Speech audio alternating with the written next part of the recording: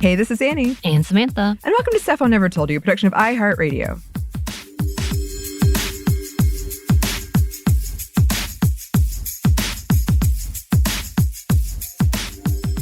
And today we are so happy to once again be joined by our contributor, the wonderful, the lovely Joey. Welcome, Joey. Yay. Hello. Thanks for having me. It's been too long. It has. But super excited to be talking about TikTok once again. Happy to be back on. Well, I'm very excited to learn about it. This is something I kind of know tangentially about because I've heard jokes about it.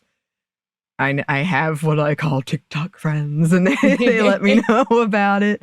But I'm going to learn a lot today, so I'm counting on you. And I know you did a lot of research for this, and you were talking about maybe a whole other episodes that might come from it. Well, we're gonna this was I originally came to you guys with this, and it was sort of like, hey, let's do something about the whole like girl dinner, girl insert word trends. And then this very, very soon spiraled into a much bigger episode. Because I think there is something really weird happening on TikTok and just kind of online in general regarding femininity and womanhood and girlhood and feminism and all of these kind of big concepts. So I am calling this episode, my kind of working title I put in here was TikTok's Crisis of Femininity. Because I think, and specifically, a white heterosexual cisgender femininity, but kind of what is presenting itself as this sort of general just crisis of femininity. Using, of course, like pulling that from the term like crisis of masculinity, which is something that I think gets used a lot to talk about kind of historical moments and also contemporary stuff that often is just referring to conversations about masculinity and male identity in times when the sort of gender role system is being shaken up and is changing. And particularly how that's tied to like capitalism and the changing kind of workforce. And I think what's happening now, again, this is why I'm using this term crisis of femininity that I just assumed people had used before. And I hadn't actually found anyone using this, but I'm sure it's out there. Who's to say? But we're seeing this sort of weird repackaging of feminism and women's empowerment into a lot of very binary ideas of womanhood that are often rooted in these very like traditional gender roles and stereotypes. The kind of most obvious case and most like extreme case of this is like the trad wife movement and the stay-at-home girlfriend. And you guys just did a really great episode with Bridget about trad wives that I'm going to be referencing. But I think something that's also happening is this binary is really making its way into a lot of like much more mainstream expressions of like women's empowerment that often like claim to be more progressive and see themselves as more progressive. And then I think all of this is kind of happening as a response to a move away from this kind of like quote unquote girl boss feminism of the 2010s. And what's happening is we're kind of seeing that the girl boss era kind of is over. It kind of didn't work in a lot of different ways. And in response, I think it's being replaced by this sort of feminism that, or perceived feminism that emphasizes consumerism and passivity. And I think it's important to talk about and have these conversations about how we're talking about girlhood and womanhood and femininity, because I think what's happening is sort of, it's just as kind of dangerous and it's just as like unproductive as like the whole girl boss movement was. And I think we're going to end up where we were kind of in like 2017, 2018 very soon if we don't sort of address what's happening here. So all of that's to say, I'm going to be talking about a lot of different trends here that I'm seeing happening up front. Just disclaimer, as I often say when I'm on this show, just because I'm criticizing all of these trends does not mean that you're like wrong or in the wrong for like enjoying these things. A lot of these things are sort of like fun on their own, have elements that I can see are empowering to people. But at the same time, that just makes it all the more important to look at them critically. So yeah, to start, a couple weeks ago, I was on Instagram. And this is right around when I had pitched this episode to you guys. And I got this ad that came up that was for like a self-care company. I don't remember which one it was exactly. I really wish I'd saved this ad, but I did not. But yeah, it was like a self-care company that sells like candles and face masks and bath bombs and all of that.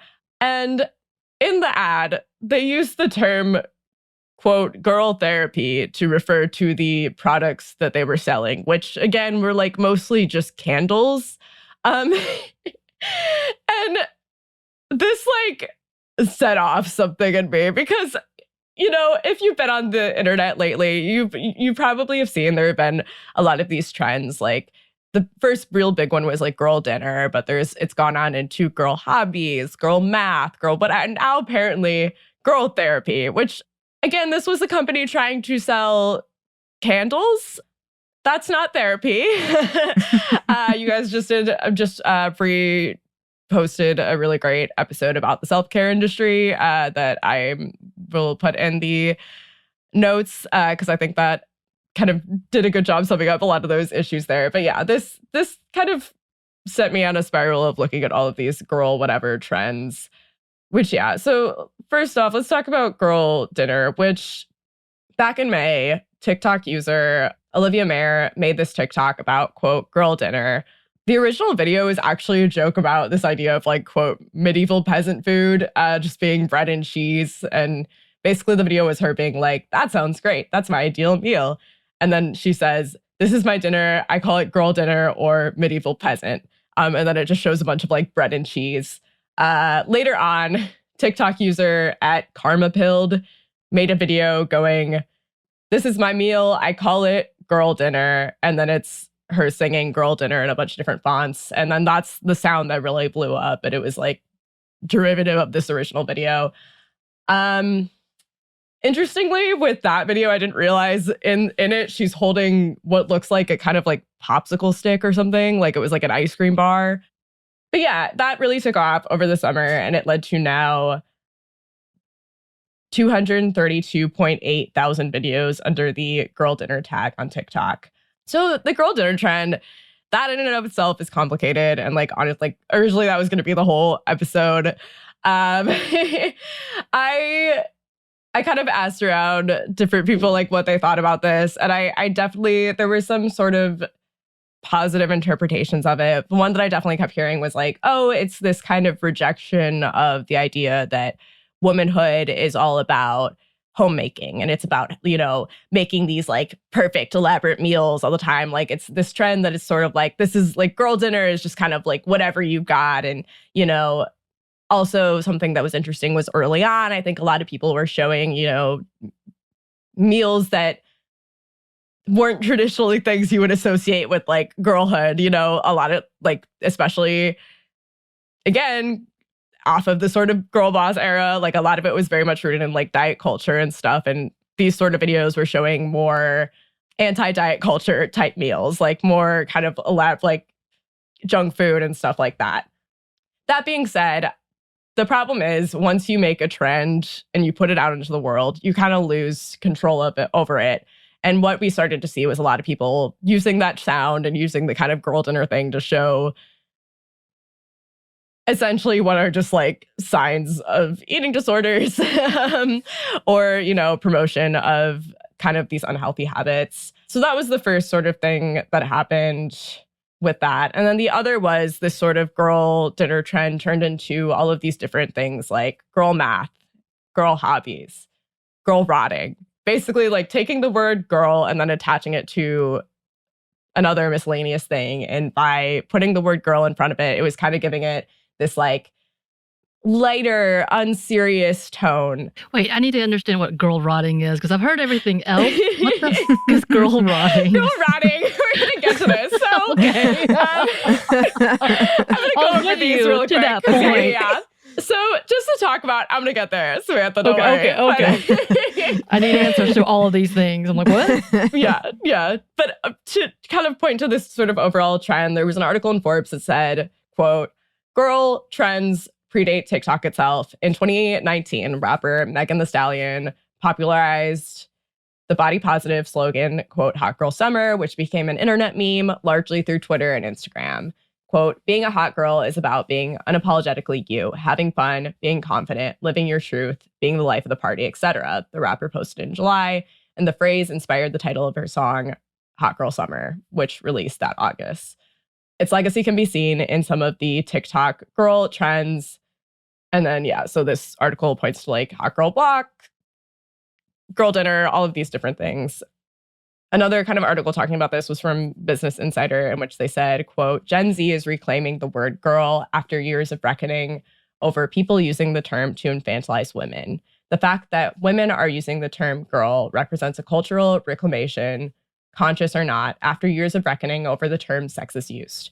Being called a girl, especially in hierarchical settings like a workplace, can be unintentionally patronizing at best and demeaning at worst. And so, yeah, like I totally agree. I think like there obviously is like a very heavy misogynist connotation of being called a girl with like things that are associated with girlhood. And I think it is interesting that this kind of has been the response to the fact that like this idea of like the girl boss and girl boss feminism sort of failed and sort of didn't really work out.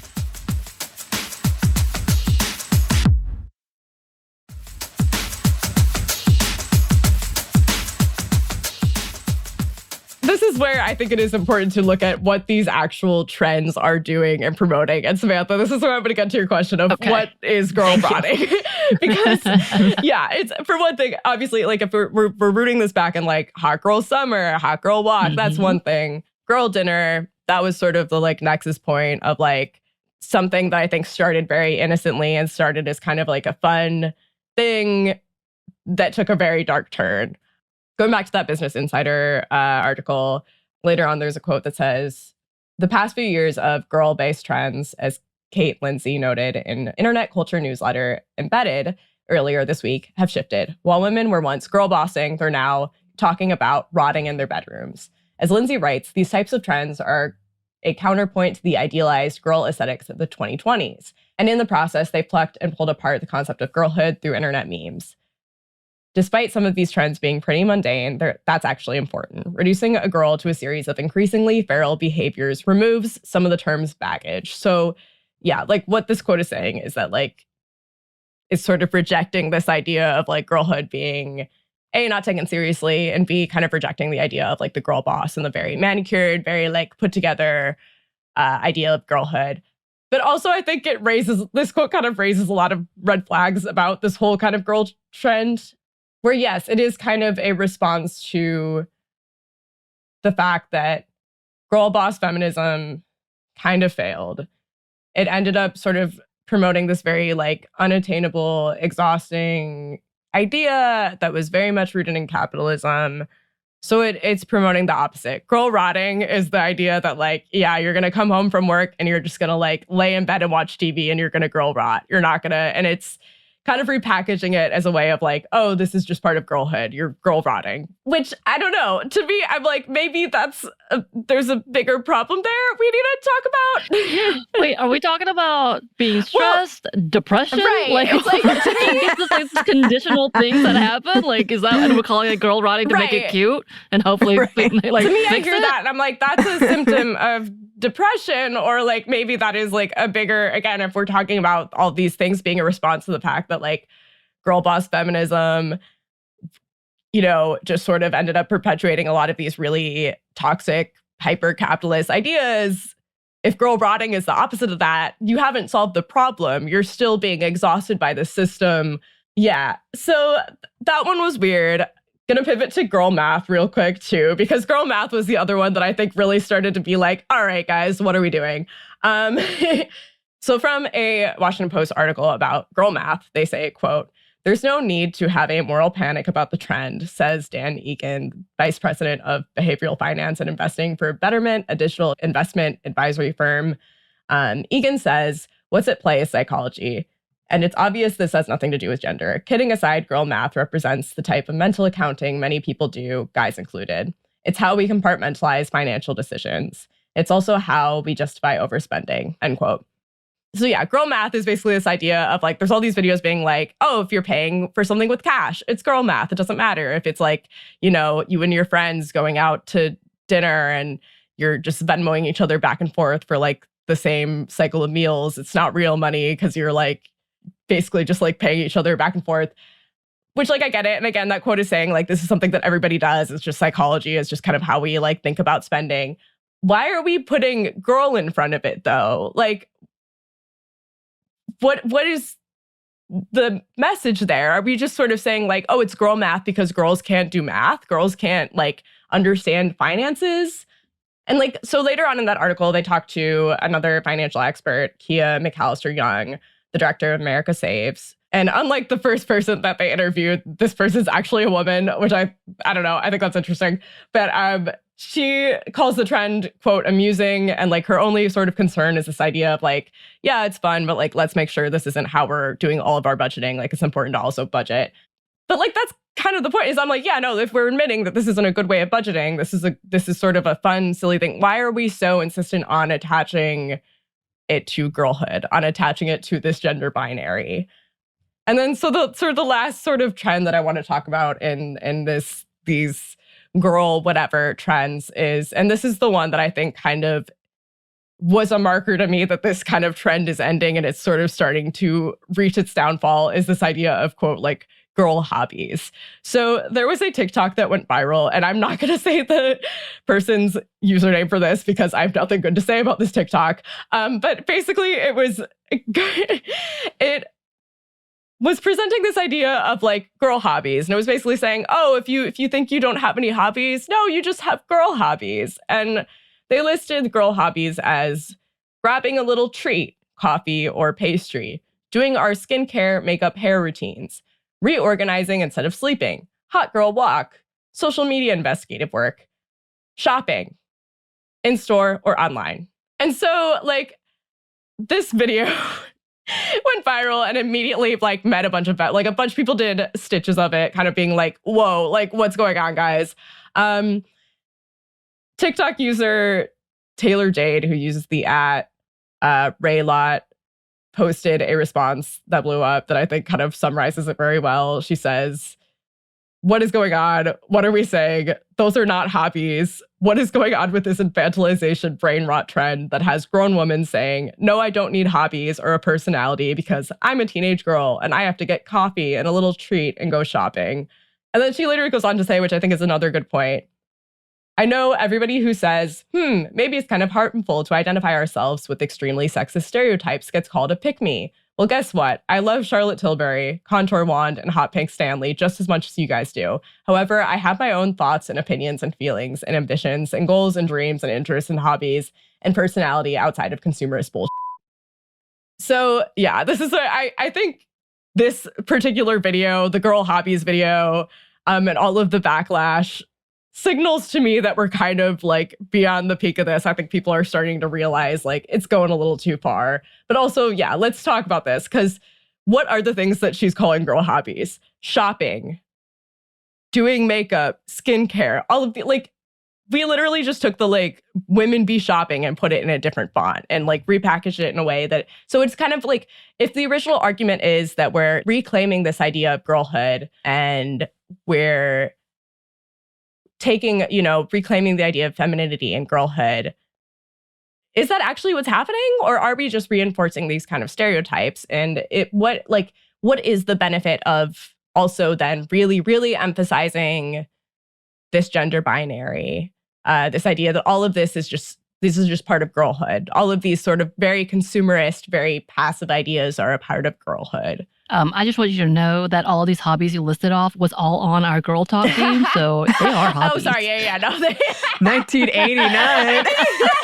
Right, well, literally lists off every single one of those things. Why exactly? That's what I'm saying, though. It's like, what happened, guys? Like, this is the kind of 1980s, like, oh, yeah, literally, it's women be shopping in a different font. What's happening? And also to note, all of this makes... These are $1 million industries that we're talking about. Exactly, right? Which the other part of this is, I think it's interesting that this is like, and I've said, I think this is a response to the fact that a lot of people felt that like girl boss feminism didn't work.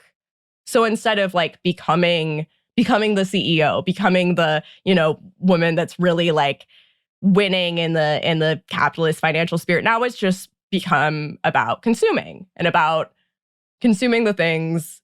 And I think this kind of is where it led me to look at this, not just as like its own kind of trend of girl dinner, girl math, girl hobbies, etc., but like, let's also look at the other sort of conversations that are happening around girlhood and around womanhood and femininity and feminism on TikTok.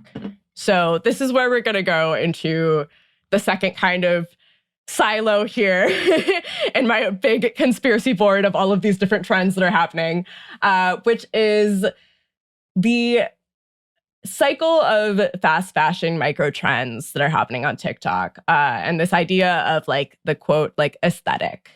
If you're somebody like me who has been very chronically online, you'll know that this word like aesthetic and the idea of having an aesthetic is not like a new thing.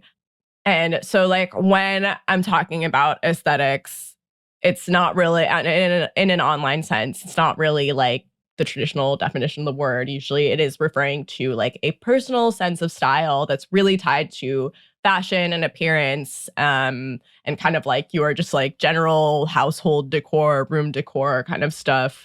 I always really associate it with like kind of 2014 era Tumblr. It was like a big thing to have like your very curated aesthetic.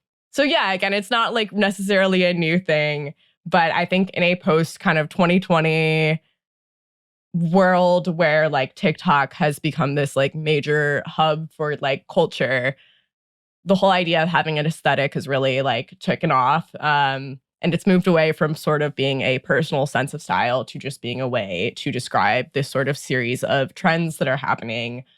And these trends that have also been happening at like an ever kind of quickening pace and have become more and more connected to the fast fashion industry. So yeah, if you've been on TikTok, you know the most recent kind of iteration of this has been the mob wife trend, which was its own sort of chaos. That was really funny. I am Italian American. I thought all of the drama around that was really funny. But yeah, so we have the mob wife trend. Some previous kind of aesthetic trends that have happened have been the clean girl, old money, coastal grandma, rock star girlfriend, et cetera, et cetera, et cetera. And the personal bane of my existence, I could do a whole episode about this, but the coquette trend.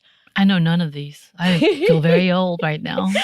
Except for the mob wife thing. I knew the mob wife one. Yeah, everybody was freaking out. Well, I think this is what I say. I think like it's this, and then it's the same thing with girl hobbies, where there's one thing that kind of sets it off and has everybody being like, what's going on? What are we doing? So yeah, a lot of the time, not all the time, but usually these kind of aesthetics are tied to like kind of a callback to an earlier subculture. But instead of really being rooted in that subculture, being rooted in like the cultural aspect of it, it's much more focused on like consumable goods like fashion and, just like household decor kind of stuff. But yeah, really, really emphasizing fashion. And we've also seen in a like post kind of lockdown, post 2020 world, the like takeoff of the fast fashion industry, and which, had been a thing for a while, but it really, really kind of reached some new heights in the sort of post 2020 world.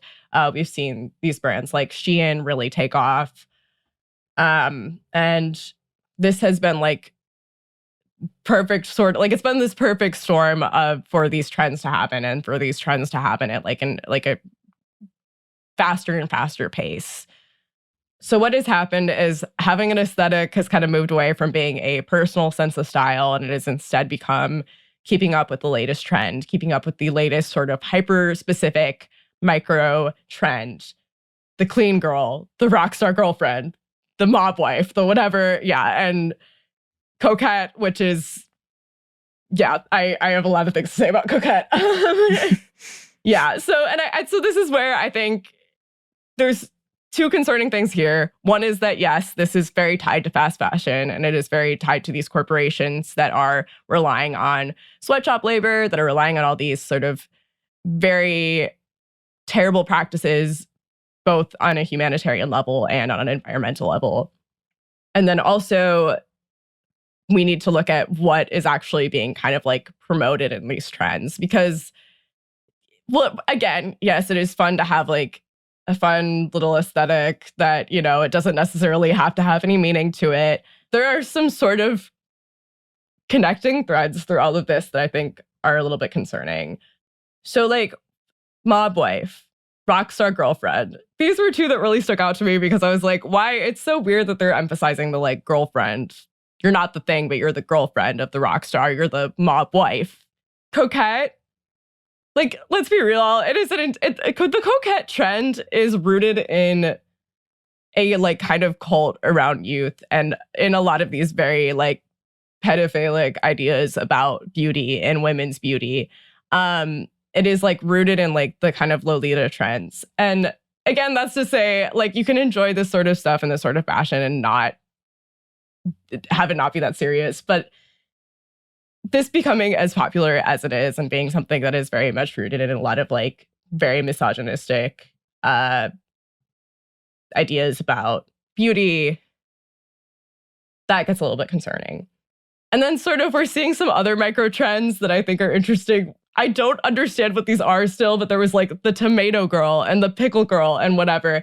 And something that I was seeing happen over and over again is all of these they're very much rooted in like girl, clean girl, mob wife, girlfriend, all of these things. They're very much rooted in this like gender binary. And a lot of times they are like expressions of hyperfemininity, you know.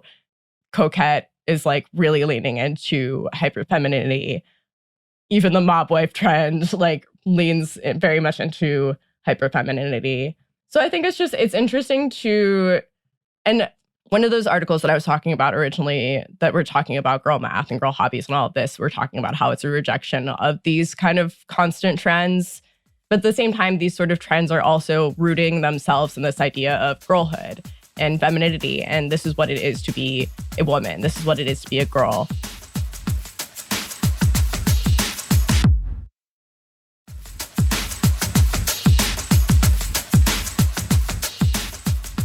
So this is where I'm going to jump in and like just acknowledge the fact that, so like I personally don't identify as a woman. I identify as like non-binary and genderqueer and transmasculine. But that being said, I think like that is kind of the thing that makes this really stand out to me, because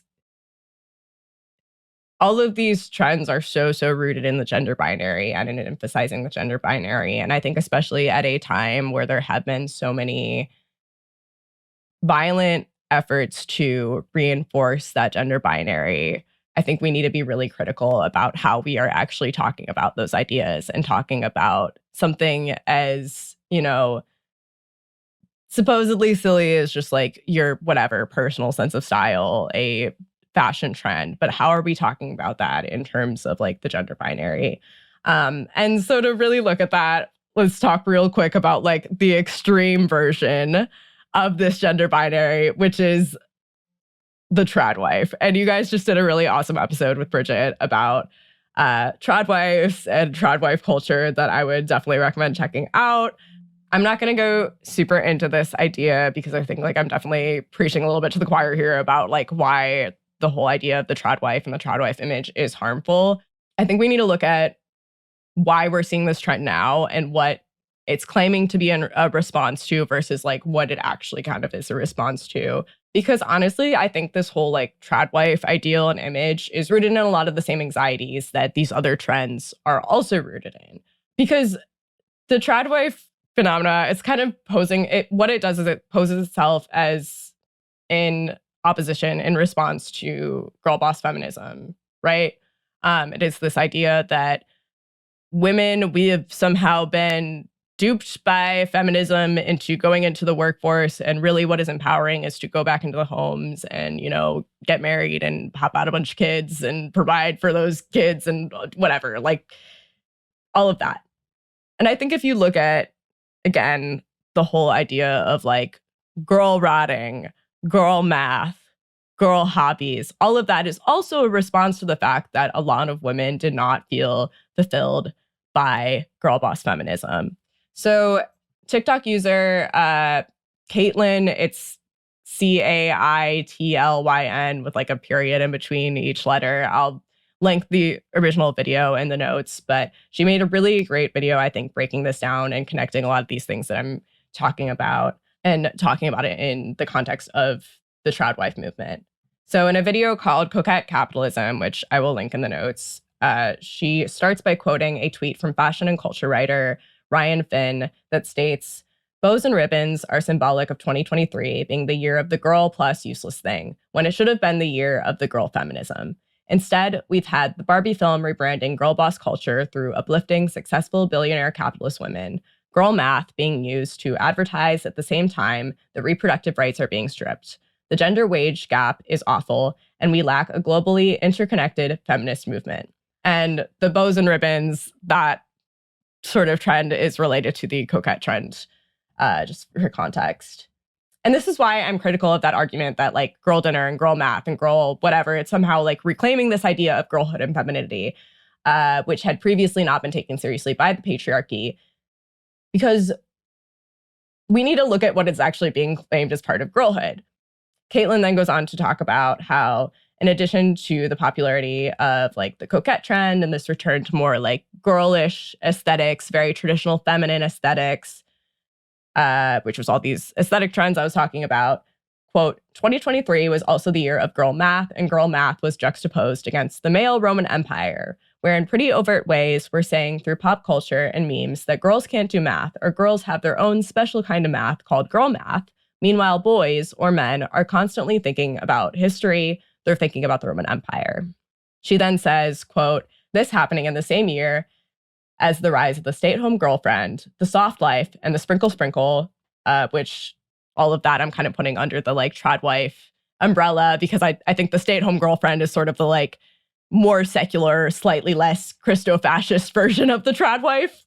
But yeah, quote, "The implicit argument behind all of these being that contemporary feminism has failed to provide women with material well-being. The real way to undermine the patriarchy or to make the patriarchy work for you is to get a rich man to fund your lifestyle and never have to work again.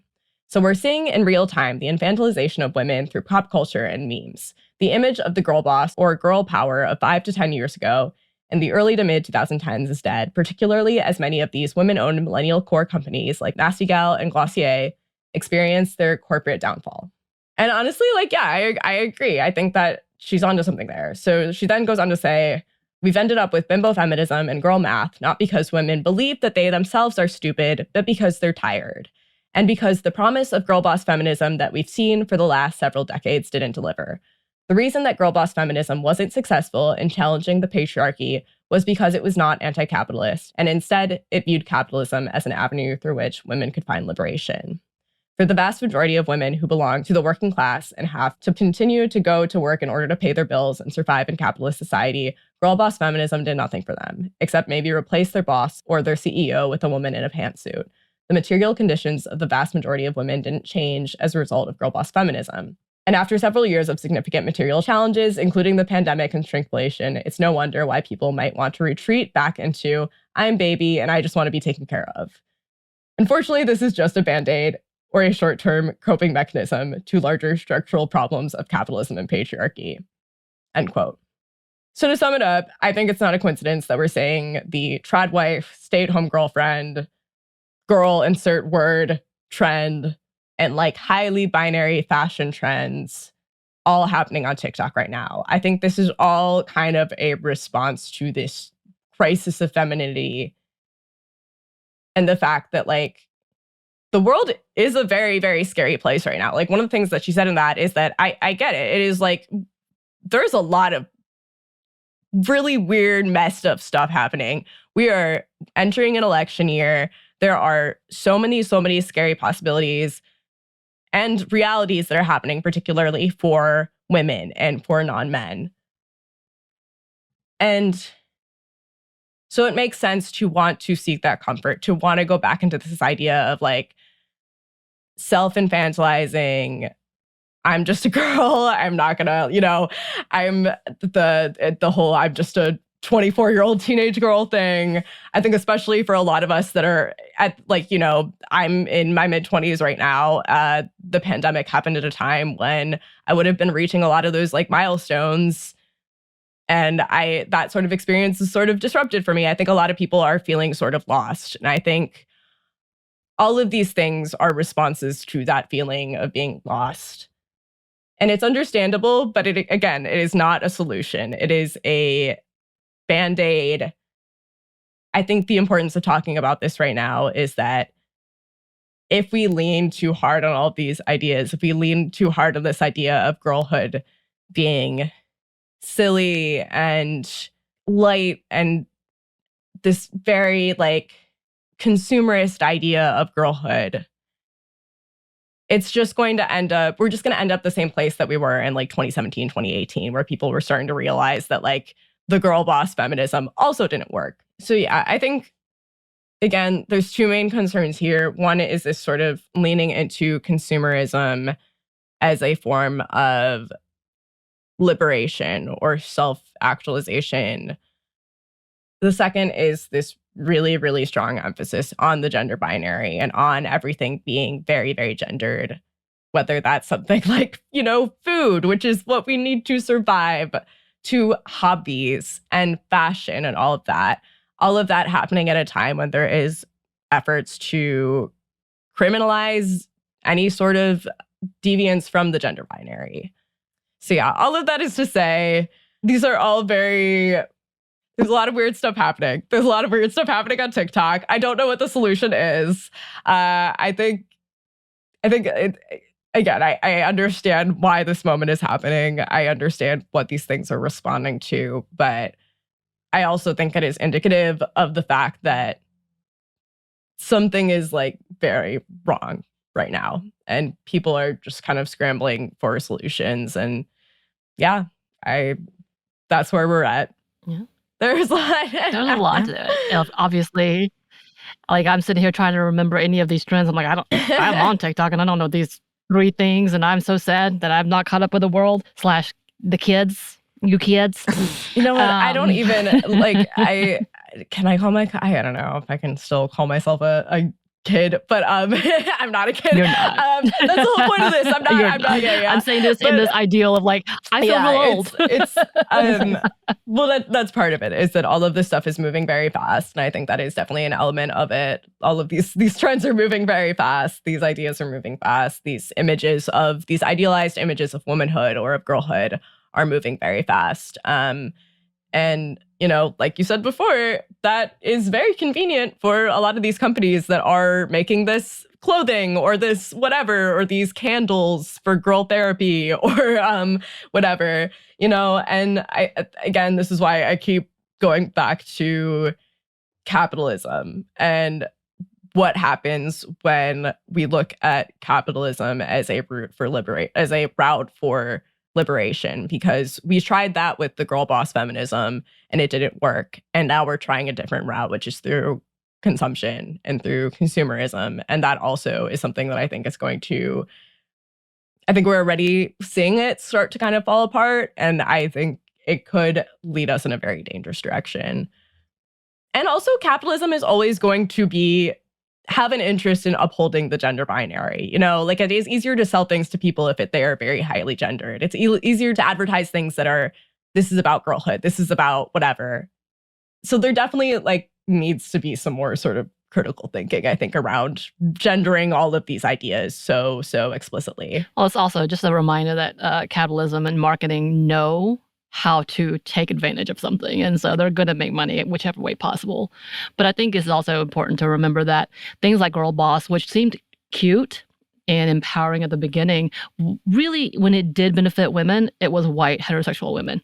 Mm-hmm. Kind of some conversations about what happened with Facebook and having big books written about motivating women to be leaders.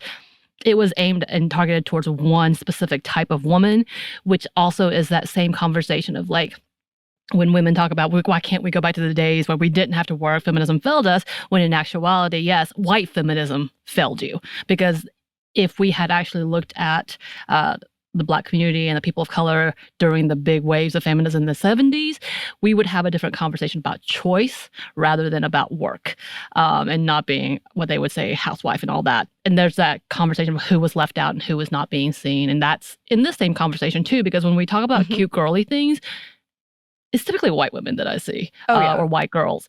And it's a cute idea for a minute, then you start thinking about the repercussions of, because people see this as cute and just a fun trend, you don't see the underlying thing of like, oh, eventually this will be used against whomever in this ideal of, okay, we can fix ourselves. We become more like these people in doing these girl dinner, which every time you say that ring, that jingle girl is in dinner. My head. Like I can't get rid of it. Constantly, every time. And that forever will be in my head. But like who it is benefiting and what the ideal type or like lifestyle is, and it's usually trended after, again, cis, upper middle class white women. And that's that conversation of like, yeah, this doesn't seem bad. But then when you really look at who is being normalized and who is being upheld as this is the status quo, it's very dangerous, as you were saying. Yeah, and like what I said at the top too, been talking about girl dinner, I think it is something that started totally innocently. I think it honestly, like I understand the arguments for why people enjoyed it. But once you put a trend out there into the world, like you lose control of it. I think like the last kind of big example of this was the whole like bimbo trend and bimbo feminism on TikTok. And like that is something that when it started, like I was like, oh my God, I love this. This is so fun. I think a lot of the early kind of creators around that were doing some really fun content, but it was something that, you know, was co-opted by these corporations that were like, oh, look, another opportunity to sell a certain type of clothing or whatever to people, sell a lifestyle to people. And then also, if it's an idea that is rooted in very misogynistic stereotypes, like the idea of like the bimbo, reclaiming something can turn into just reinforcing those stereotypes real quick. And I think we're seeing that now with all these girl trends. Right. And also with that, we should be holding social media responsible as well, because we see who is trending. And that makes a difference of why these trends are successful. And again, it's also kind of like that whole fact that a lot of Black creators will talk about the fact that their stuff is suppressed, while cutesy white girls, and I love y'all white girls, so please don't think I'm being mean, but like statistically, as it's shown, that the cutesy white girls are probably going to be at the forefront of trending. Not just white girls, but white people in general. So just spreading that out. But like that's that conversation is like, are we also talking about what social media is allowing to be the top of the trend and why it's the top of the trend and who is being suppressed in these conversations as well? Because, you know, there's a lot to the algorithm, but also algorithm that is created or manipulated by these companies. You know, Instagram and Facebook has been repeatedly called out for that, and TikTok is slowly getting repeatedly called out for that. But it's a conversation in this as well, because yes, that girl had no intention, I'm sure, of like making this. She's probably like, why are y'all talking about me? I just wanted to eat cheese and bread, and I feel you. That's all I want to do is eat cheese and bread. But like in the end, who is being raised on these platforms, or who's being more noted or being seen more often? Exactly. And in that conversation as well. But also, I still need you to explain to me what Coquette is. I'm still lost. Oh, I probably shouldn't have included a little thing about that. So confused. I might come on here and do a whole episode about all of my various issues with Coquette. Coquette is one of those things where, again, I think when we talk about, you know, criticizing a sort of cultural thing, if this is a, you know, type of fashion or style that you are interested in, if something that you like, totally understand that. But at the same time, I think we really need to examine like what a lot of it is rooted in. Coquette is basically,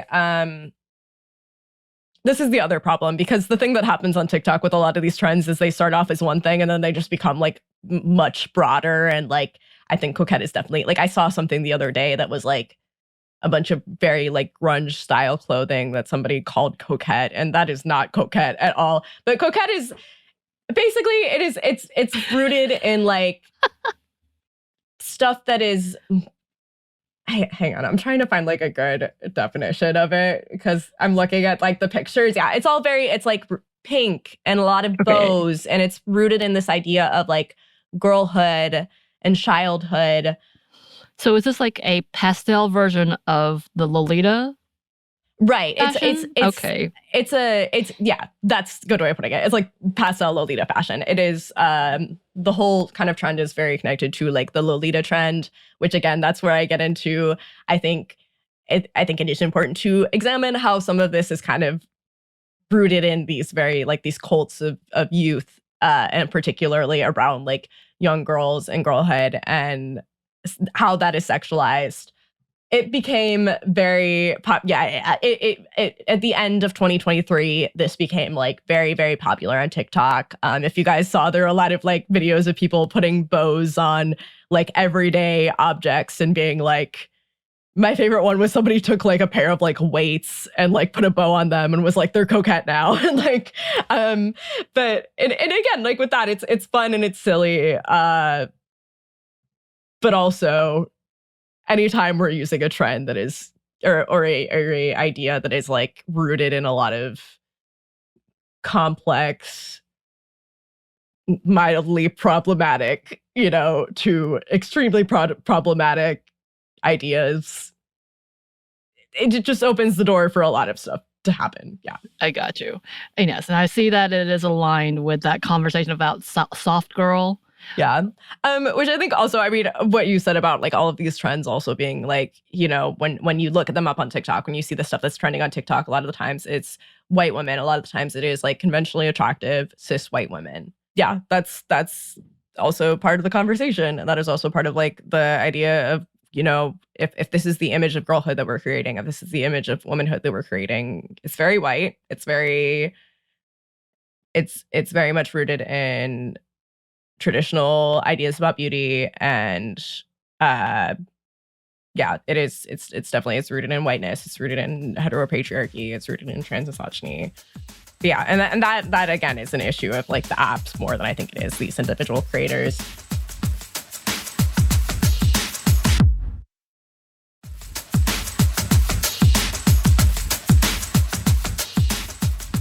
One thing that I did think was interesting that I did not realize this. So the original Girl Dinner, the person that did the video that was like Girl Dinner or medieval peasant food or whatever, which I didn't even realize that was how it started.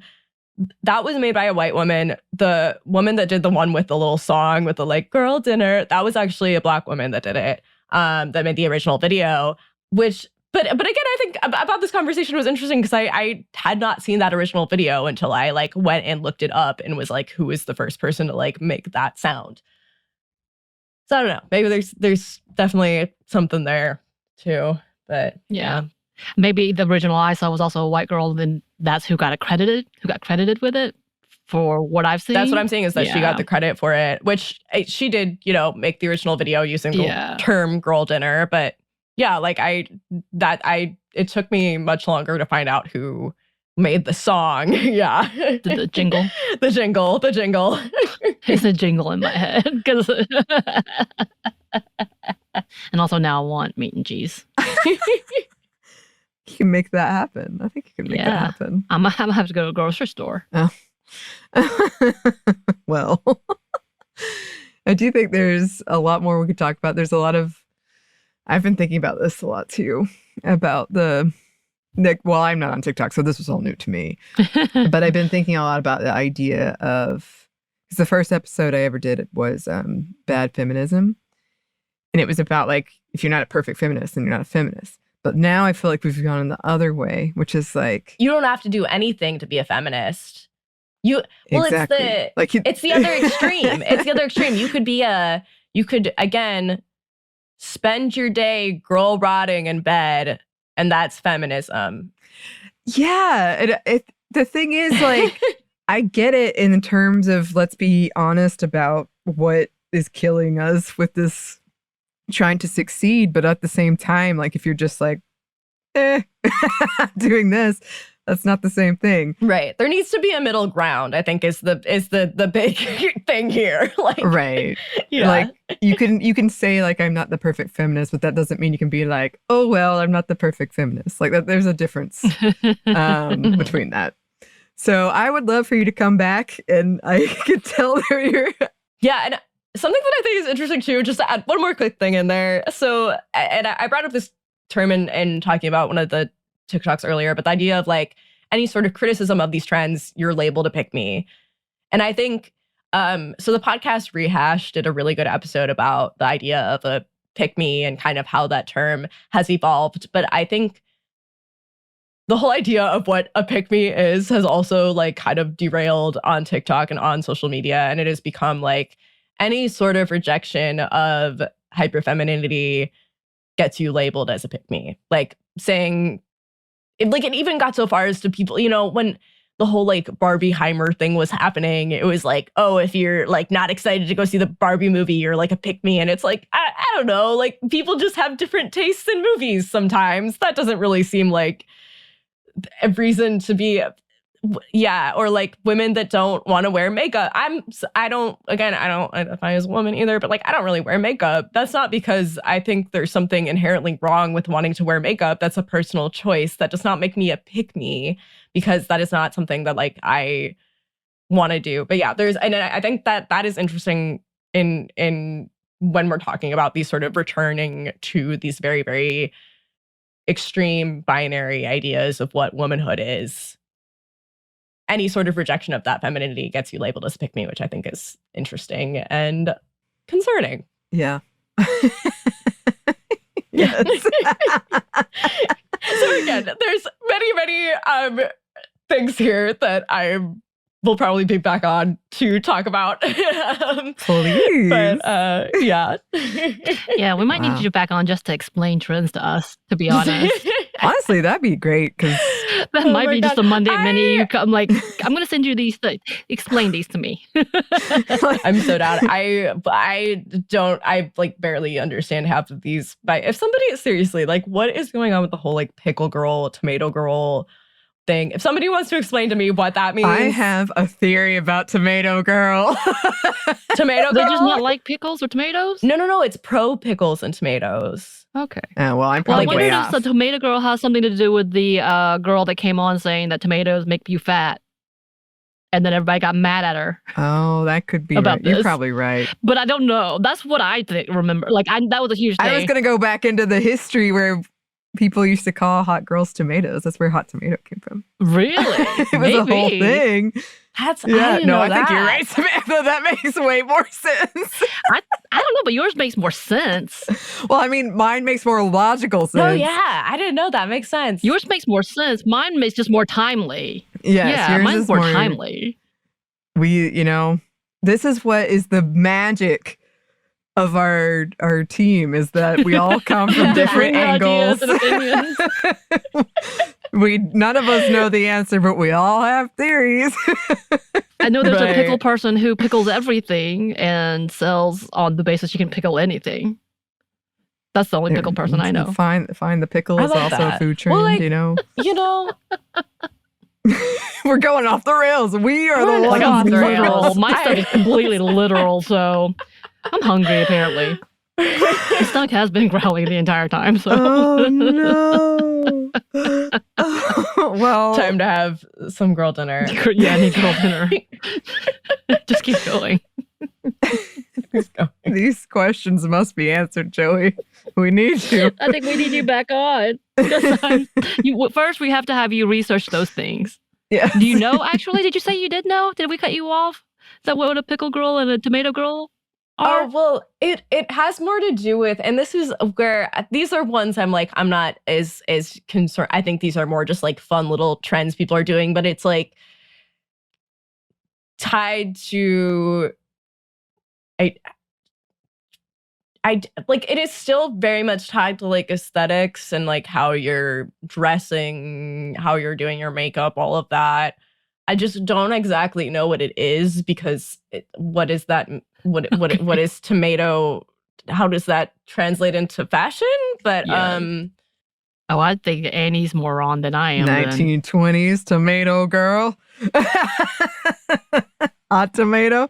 According to People magazine, it says being a tomato girl calls for a hyper-specific wardrobe too. Must-have pieces include picnic-appropriate dresses, flowy linen pants, headscarves, woven handbags, and more. The trend is also big on patterns, whether it be Jim Cham. I'm sorry, guys. I'm not a fashion person. I don't know how to say that. Or pinstripe. Or pinstripe eyelets or florals, and of course artsy food graphics. So again, it is like it's tied to fashion, like fashion trends. Tomato girl is more about gingham. Okay. Gingham. That is an old school. Okay, I think that's 1920s, and I think you're right, Annie. Right, I was gonna say that, but I think it's like all of these images are very like going for a picnic, going to like this like old fashioned. But yeah, it is interesting that all of these kind of micro identities that we've created for ourselves are all very, very rooted in consumerism, in buying things to show our sense of self. Yes. Identity. You must buy it. Identity. Exactly. I'm just going to pick a random food and be that girl too. Let me find one. Oh, start a trend, Samantha. Oh God, don't do it. The whole episode is about how it gets out of your control. It's bad. We actually start like the latest iteration of like the trad wife, whatever the next evolution is. It's gonna be very Korean, but I'm like, it ends up being real racist because it ends up being very Korean. I'm like, well, that went bad. That went awry. Happy 2024, everybody. Oh no. Oh, well. Anyway. On that note, we have quite a lot more we can discuss at a later date. Thank you so much, Joey, for coming on. We always love having you. Of course. Always love to join y'all. Love to get to explain weird internet stuff to you guys. Yes. Yeah. Keeping us in the loop. We need it. So thank you. Where can the good listeners find you, Joey? You can find me on Instagram or the app that I'm still calling Twitter at Pat Not Pratt. That is PATTNOTPRATT.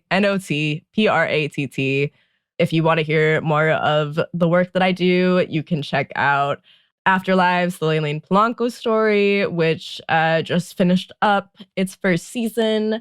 I also am an occasional guest host on There Are No Girls on the Internet / producer there with Bridget. If you want to hear more specifically weird internet news and internet culture stuff, definitely check out that show. Yes. Yes, definitely check that out. Thank you again, as always, Joey, for doing all this research. And listeners, if you would like to contact us, you can. Our email is stephanie@momstuff@iheartmedia.com. We are on Twitter @momstuffpodcast or on Instagram and TikTok @Stuff I Never Told You. We have a TeePublic store and we have a book you can get wherever you get your books. Thanks as always to our super producer, Christina, our executive producer, Maya, and our contributor, Joey, who is here. Yay! Thank you. And thanks to you for listening. Stuff I Never Told You is a production of iHeartRadio. For more podcasts on iHeartRadio, you can check out the iHeartRadio app, Apple Podcasts, wherever you listen to your favorite shows.